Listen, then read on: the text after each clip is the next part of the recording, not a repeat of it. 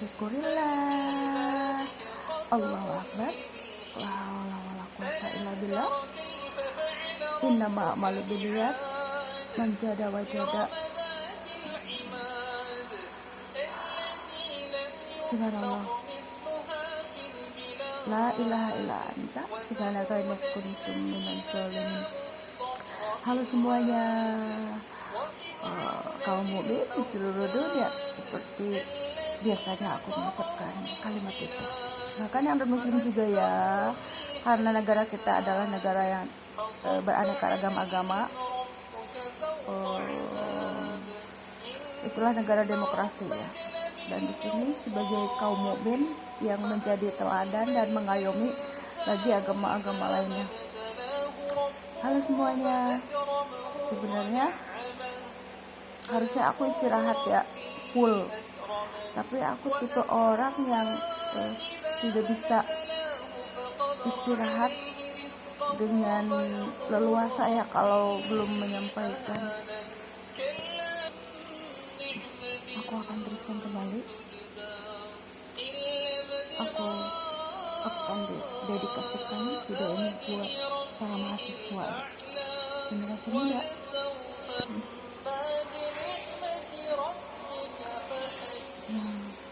Aku akan pesan kembali ya. Di sini aku sebagai figur ibu.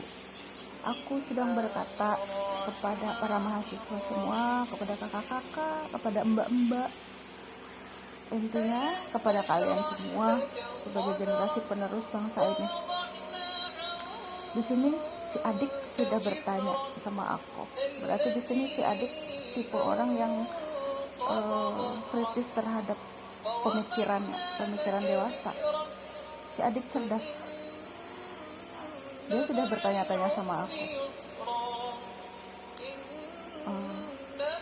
Mama, kegiatan mama itu di bidang apa sih? Sepertinya mama donasi ya, katanya. Terus gabung grup gitu. Si adik bicara seperti itu.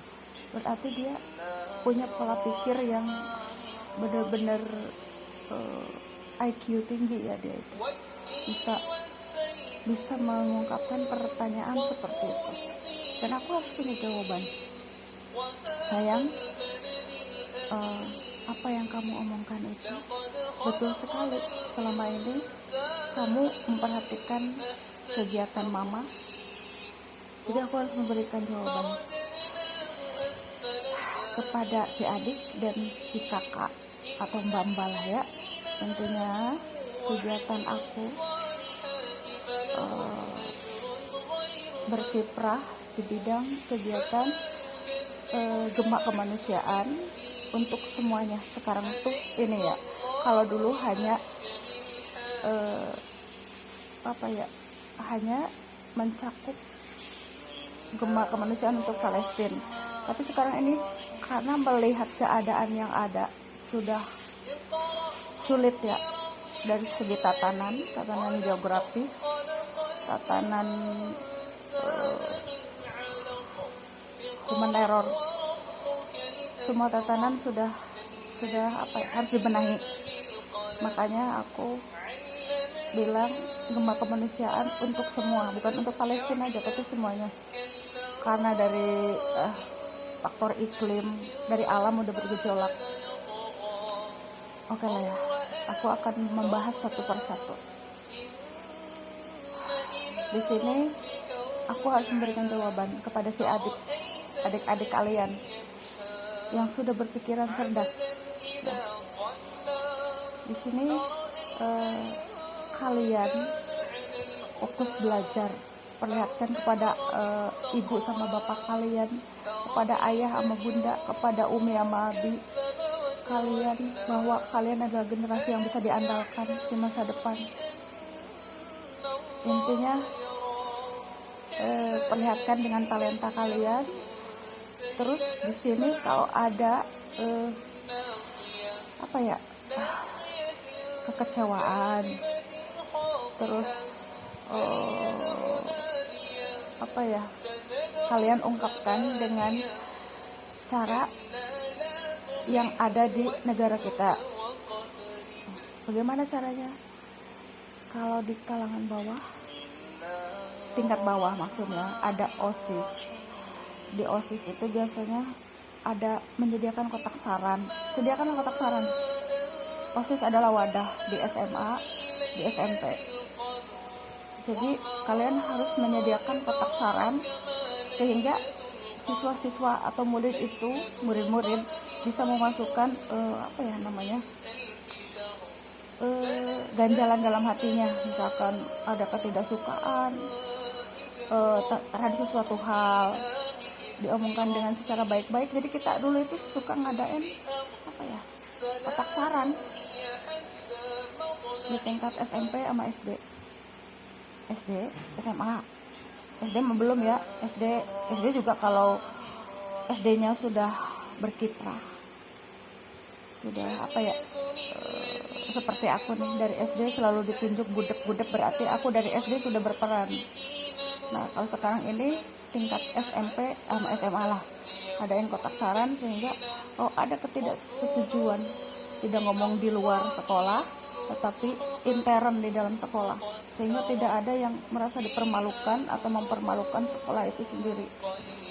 Jadi saran aku di SMP sama SMA itu ngadain kotak saran untuk menampung aspirasi dari murid atau siswa. Itu satu. Nah, untuk di tingkat mahasiswa,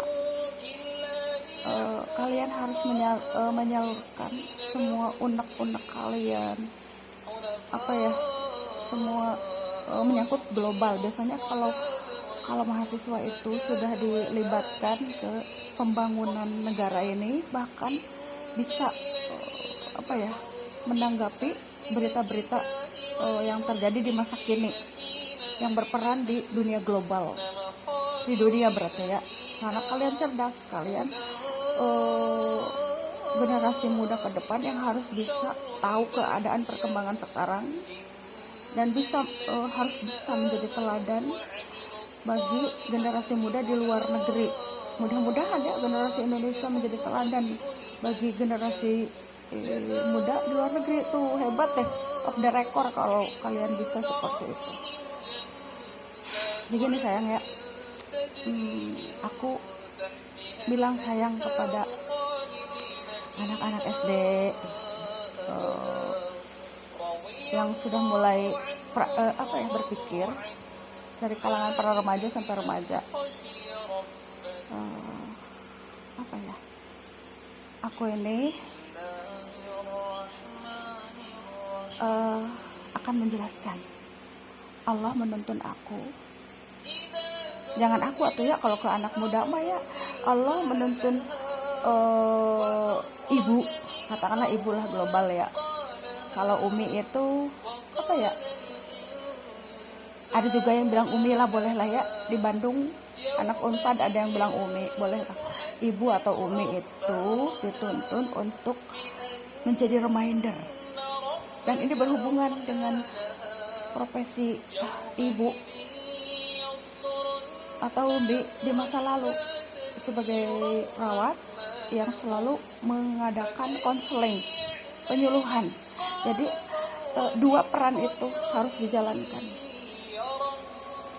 Di sini Allah itu maha tahu kelemahan yang ada dalam diri ibu ya, atau Umi, karena faktor kesehatan, sehingga Allah itu selalu menuntun kamu jadi reminder ya, konseling gitu. Kalau PKMD nih ke daerah pasti jadi jubir gitu. Intinya seperti itu. Jadi itu tugas yang Allah berikan kepada ibu atau Umi sepulang umroh 2018. Di sini ibu atau Umi harus bicara, singgah-singgah ke tiap komunitas yang ada di dunia global. Jadi Umi dituntun untuk bertemu dengan Maher Zain, grup Palestinian Lover, sepulang umroh ya. Sebelumnya dengan Hafiz Ahmad Raja Qadri, Pakistan. Jadi ibu atau Umi masuk ke komunitas Hafiz Ahmad Raja Qadri ya, Pakistan. Singgah, tidak untuk menetap tapi singgah, hanya untuk sebentar dan di situ menjadi reminder ya, belum di situ tergerak untuk cerewet, saling mengingatkan dalam kebaikan kepada Hafiz Ahmad Reza Qadri, sehingga Hafiz Ahmad Reza Qadri itu menganggap dan kalau mengangkat ya Umi atau ibu sebagai reminder di komunitas Hafiz Ahmad Reza Qadri, sehingga di situ ada 1-2 orang remaja yang terbuka benar-benar meminta saran, nasihat dari Umi atau ibu, sehingga sepertinya berhasil gitu ya.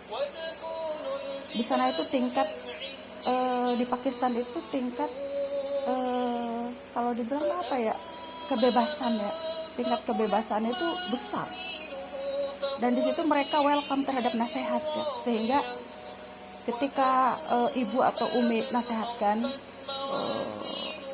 misalkan kalian kalau merasa butuh figur, maksudnya loh, aku butuh nasihat, mereka welcome dengan nasihat.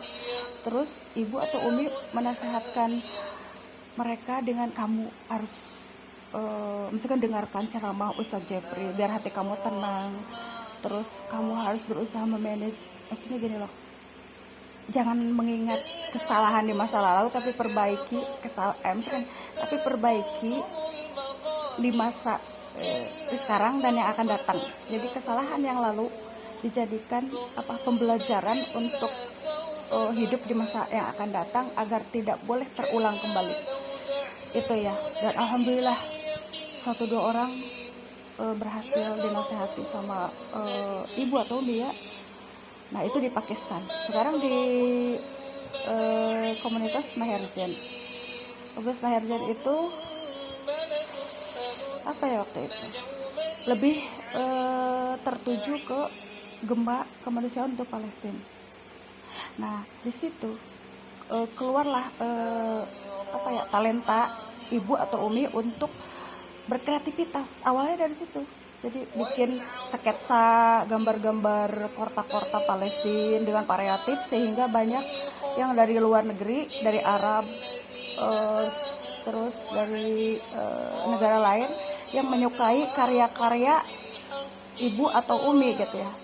Sebenarnya permainan dari anggaplah memainkan seni, sebenarnya permainan seni itu yang Umi atau ibu pakai waktu di komunitas Maherjan, sehingga orang-orang tertarik seperti kayak gini nih.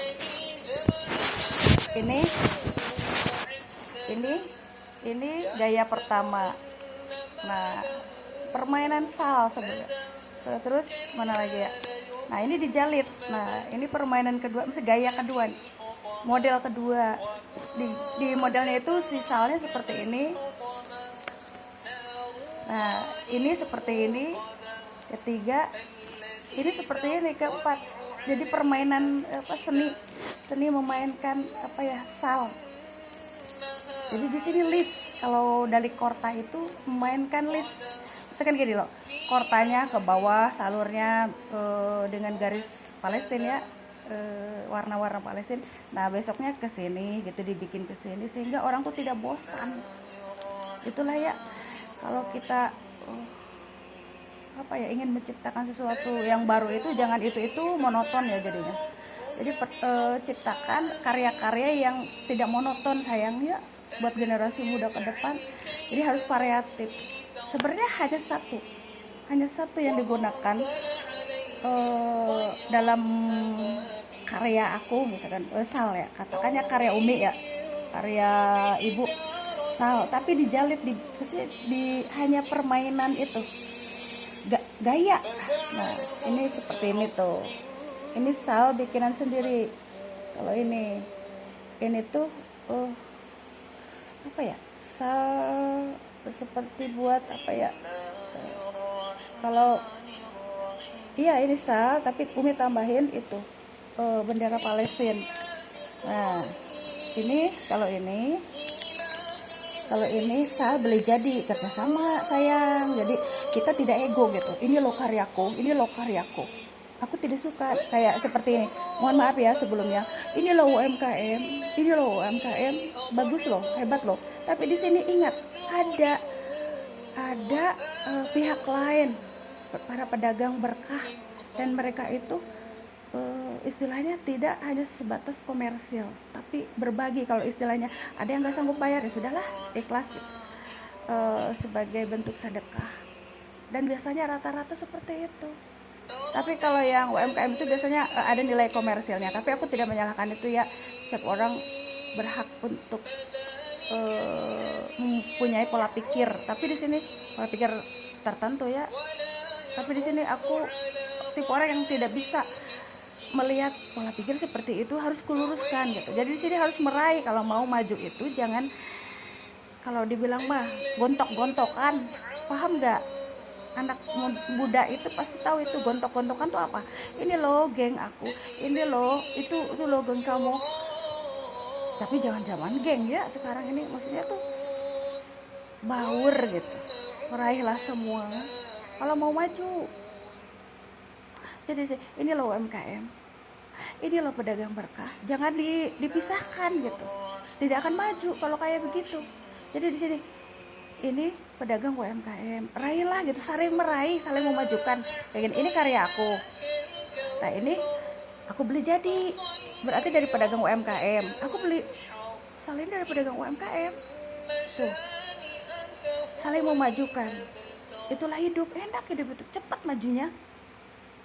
Jadi jangan ini jor-joran. Akhirnya ketika UMKM misalkan bangkrut ya, nggak ada yang bantuin. Nah di sini pedagang berkah itu hitungannya itu sedekah dan tidak bisa dihitung dengan matematika. Kalau pedagang berkah itu banyak berbagi, tapi ada wae bisa kesewa ini kesewa itu, padahal dari sedikit uang. Itu ya yang dirasakan. Kalau nilai kalau pedagang berkah itu selalu menggunakan nilai sedekah, bukan nilai matematika. Itu perbedaannya sayang ya. Dan aku membebaskan kalian, apakah mau ikut UMKM atau enggak, terserah. Yang penting jadilah pedagang UMKM yang benar-benar bisa memberkahkan di sekeliling itu ya. Jadi di sini aku kurang setuju ya. Jadi di sini tuh misalkan gini, kurang setuju sama pemahaman. Misalkan ya katakanlah aku bicara sama Pak AHY tuh, Pak Menteri AHY, aku mau orang jujur aja, belak-belakan, jangan seperti itu gitu ya kan, kasihan para pedagang berkah, raihlah semua. No, berarti di sini di muka umum ya, aku jadi reminder sebenarnya di Indonesia dari 2000 berapa ya, akhir 2004 aku dikenalkan dengan Pak Menko AHY. Nah di sini aku bingung, masih belum punya kolom halaman khusus untuk menyampaikan reminder, kalau dibilang masukan ya. Waktu di Maherjen aku punya WhatsApp Maherjen. Terus waktu di Hafiz Ahmed di komunitas. Terus sempat saya Sakib Sami juga komunitas. Terus di komunitasnya langsung ya, tidak punya vlog khusus pribadi ya, janganlah pribadi gimana lagi. Intinya berarti di sini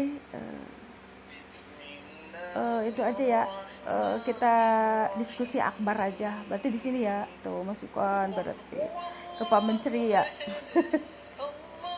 Jadi itu kasihan ya para pedagang berkah, justru di saat misalkan ada pedagang UMKM kekurangan barang yang nyuplai dari para pedagang berkah. Dan itu yang terjadi waktu aku ke Masjid Greenwich Hijatul Islam ya, ketika melihat barang Pak Haji sedikit waktu itu, terus aku suplai itu, akhirnya banyak waktu itu ya. Sekarang mah ada periodenya, masanya aku harus banyak cerewet di medsos untuk saling menguatkan dalam kebaikan, saling memotivasi ya.